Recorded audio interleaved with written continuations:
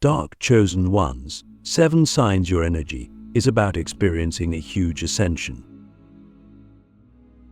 Have you ever been in a room full of people and felt like you weren't supposed to be there, not because anyone said anything, but because your soul was vibrating on a completely different frequency?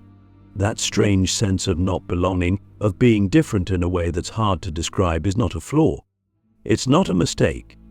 It's the calling card of the dark chosen ones. You see, we've all heard about light workers, healers, and spiritual teachers. But what about the ones who've walked through the shadows, who've been forged in pain, difficulty, and isolation? What about the ones who didn't find their light in love and comfort, but in the chaos of their own undoing? That's you. That's us. And if you're still watching, listening, or reading, it means you already know something is changing. Something big, something irreversible, and it's happening in you.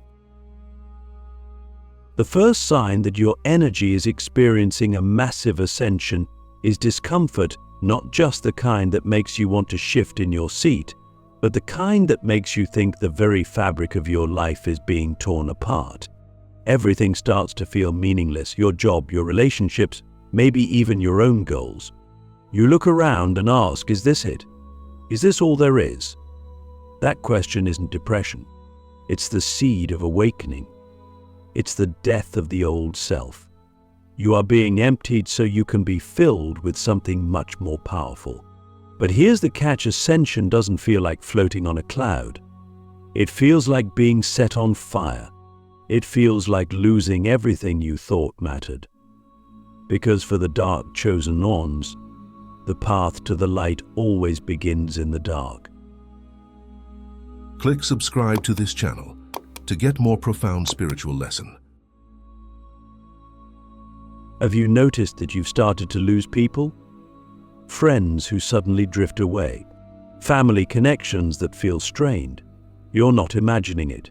Your energy is shifting, and not everyone can handle it.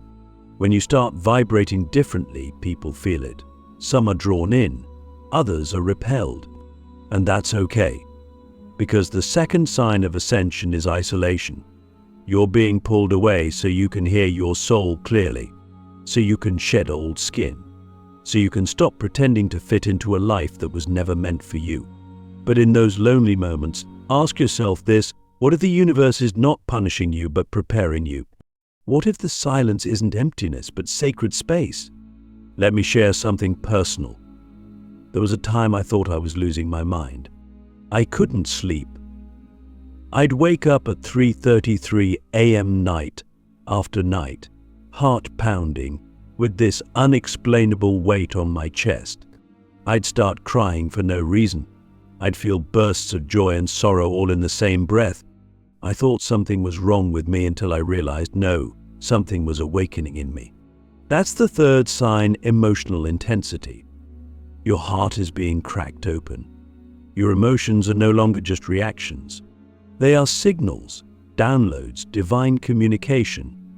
The universe is speaking to you through feeling. Are you listening?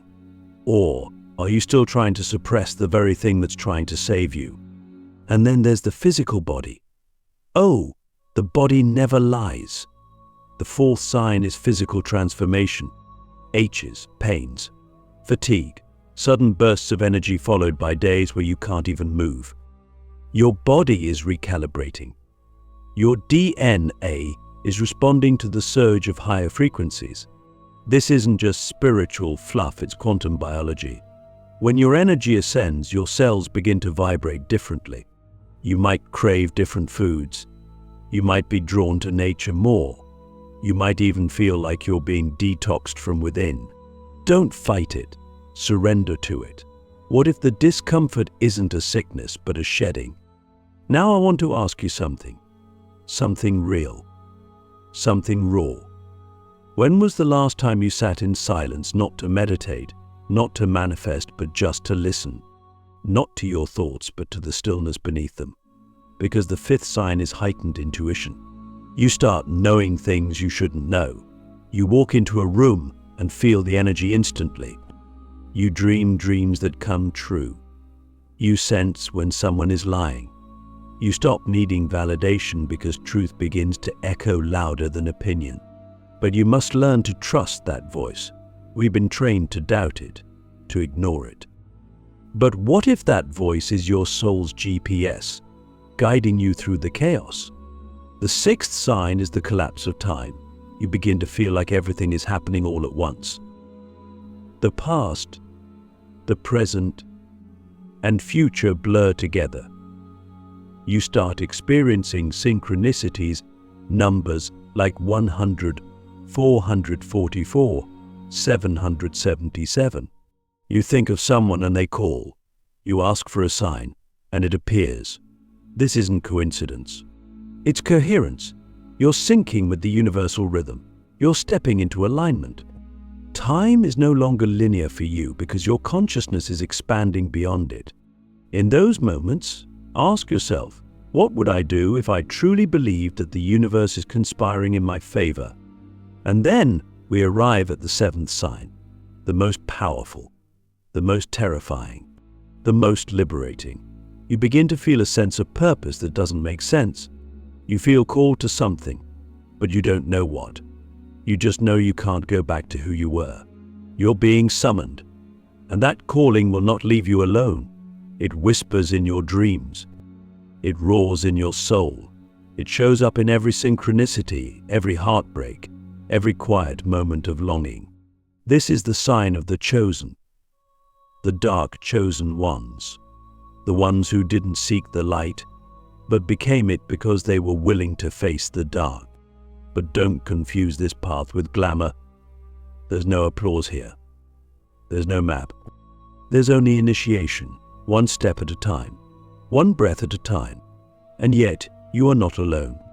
We are walking this path together. You, me, and thousands more who are waking up to the truth of who we really are. Not broken, not lost, not crazy, but rising, becoming, ascending. And now I ask you, are you ready to remember who you were before the world told you who to be? The sacred breakdown, why your life must fall apart before you can rise. There's a moment in every awakening when everything you once held sacred begins to dissolve. It starts subtly. The routines that once brought you comfort feel empty. The conversations that used to excite you now echo with hollowness. And one day you wake up and you don't recognize your life. What used to be your world now feels like a costume you're being forced to wear. This is not failure. This is not collapse. This is the sacred breakdown, an essential part of ascension that the world rarely speaks about. Because before you rise, you must release. Before you step into who you are becoming, everything you are not must burn away.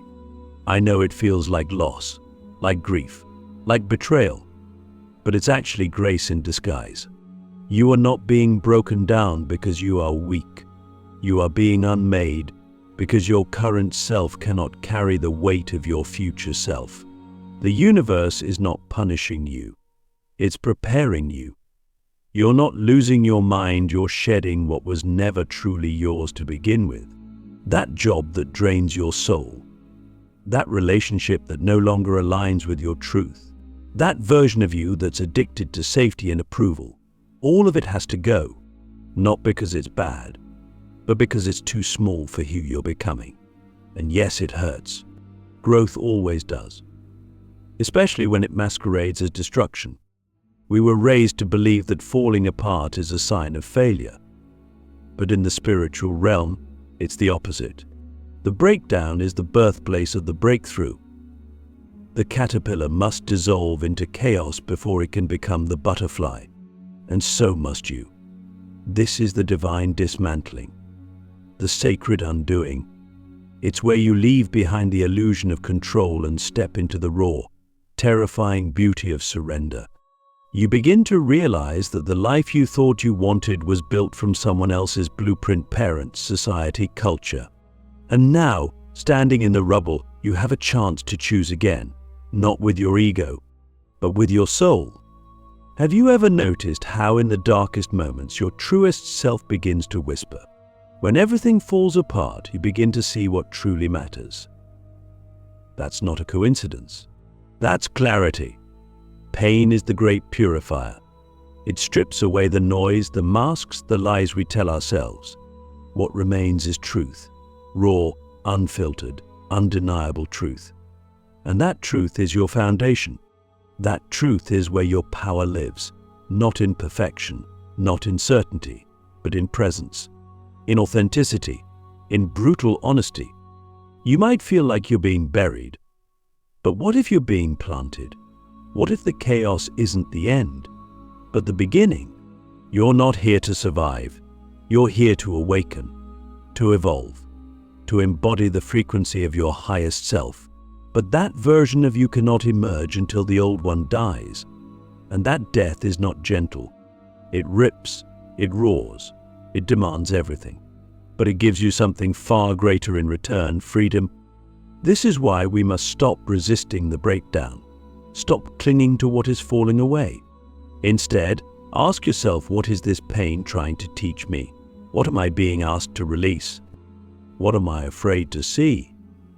These are not easy questions, but they are necessary, because the path of the dark chosen ones is not paved with ease. It is carved through shadow, through doubt, through the fire of transformation. And only those who are willing to lose everything will discover they were never truly empty. They were just filled with the wrong things. And as you walk through this sacred destruction, remember, you are not alone. We are all breaking in our own ways. We are all shedding.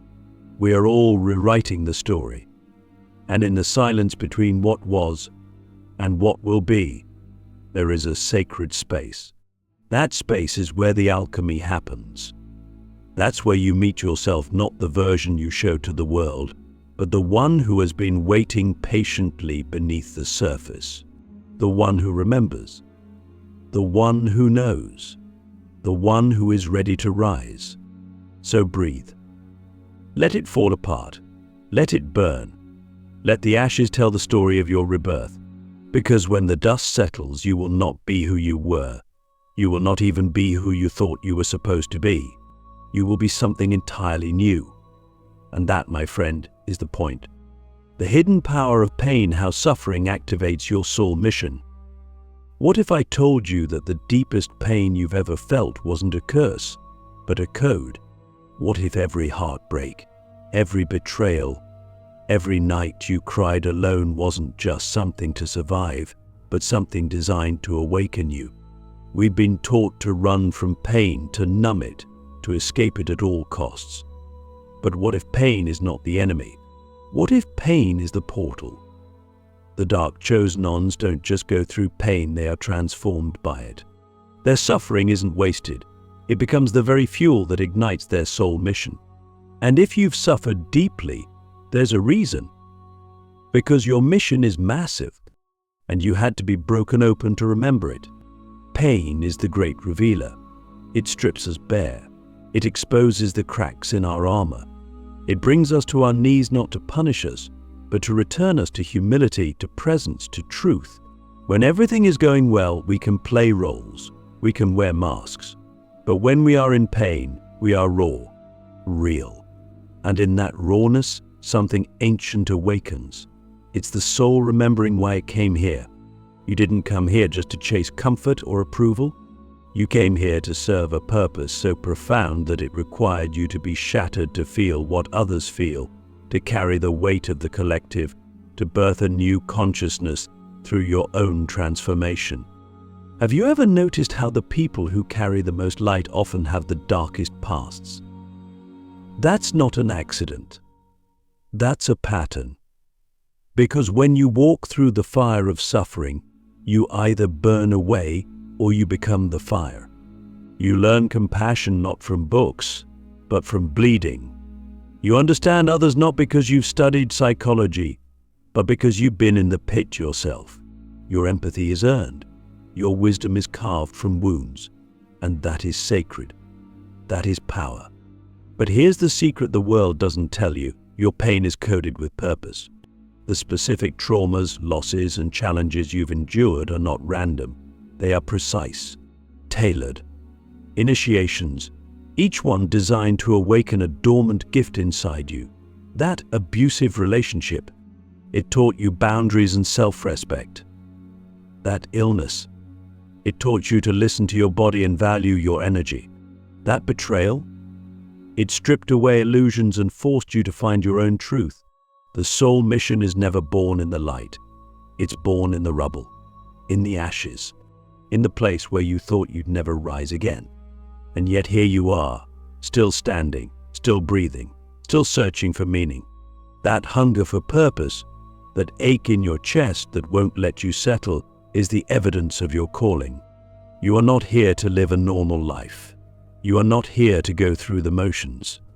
You are here to disrupt, to awaken, to elevate. But to do that, you had to feel it all. You had to be cracked open so that the divine could pour through you. And now, your scars are sacred. They are not signs of weakness. They are symbols of initiation, proof that you have walked through darkness and survived. But survival isn't enough.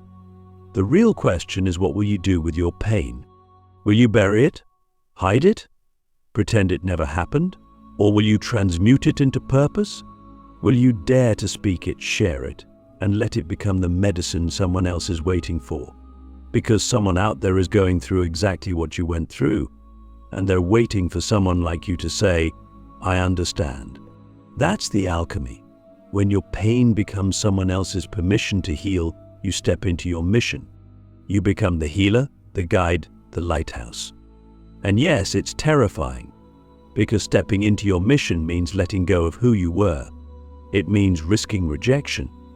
It means standing in your truth even when your voice shakes. But that's what you came here for. Not to be liked, not to be safe, but to be real, to be powerful, to be a force of transformation. And the world doesn't need more perfect people. It needs more people who've been broken and chose to rise anyway. People who turned their pain into power. People like you. So ask yourself right now with brutal honesty, what has my pain been trying to teach me? What gift has been buried inside my suffering? And am I willing to stop running from it and start listening to it? Because when you do, everything changes, your energy shifts, your path clears, and suddenly what once felt like a curse becomes your crown, becoming the flame how to rise as a dark chosen one and awaken the world. There comes a moment in every true awakening when you realize you're no longer just healing for yourself. You're rising for others. Your wounds become windows, your scars become symbols, and your story, raw, imperfect, unfiltered, becomes the torch others follow out of the dark. This is what it means to become the flame, not just to survive the darkness, but to embody the light born from it. As a dark chosen one, you were never meant to fit in.